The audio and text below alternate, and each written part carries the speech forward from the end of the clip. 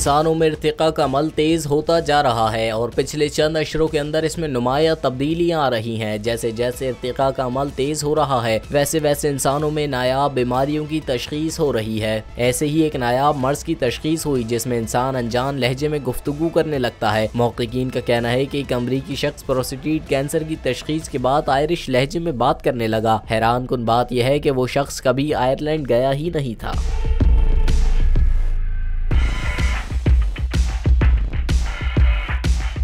British medical journal की report के मुताबिक नॉर्थ कैरोलिना का रिहायशी जो प्रोस्टेट कैंसर से नबरदाज़मा था और माजी में गालिबन फॉरेन एक्सेंट सिंड्रोम से भी मुतासर रहा, इस नायाब सिंड्रोम ने इसका लहजा बदल दिया। रिपोर्ट के मुसन्निफीन ने कहा, यह हमारे इल्म के मुताबिक ये प्रोस्टेट कैंसर के मर्ज में बयान फॉरेन एक्सेंट सिंड्रोम का पहला केस है। ये शख्स 20 साल की उम्र में इंग्लैंड में रहता था और इसके दोस्त और दूर दराज के खानदान के अफराद आयरलैंड से थे, लेकिन इसने इससे पहले कभी गैर मुल्की लहजे में बात नहीं की थी। लेकिन आहिस्ता आहिस्ता इसका लहजा बेकाबू होता गया और कुछ अरसे बाद इसका लहजा मुकम्मल तौर पर आयरिश हो गया।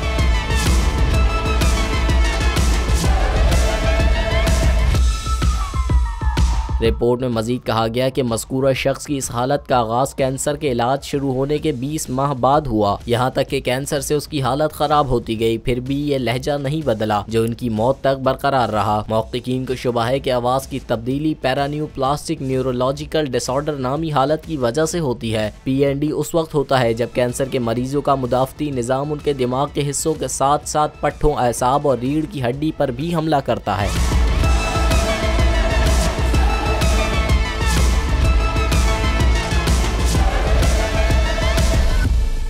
मैं हूं सैयद मुजम्मिल शाह और अब आप मुझे देख सकते हैं सिर्फ बोल न्यूज़ पर। जिंदगी एक मैदान है और PSL 8 में हर टीम को छूना आसमान है।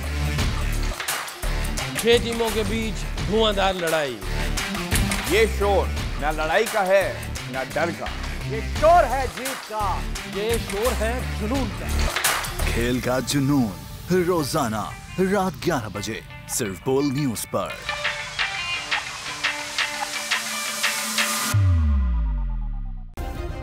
सब्सक्राइब करें और बेल दबाएं ताकि कोई खबर रह न जाए।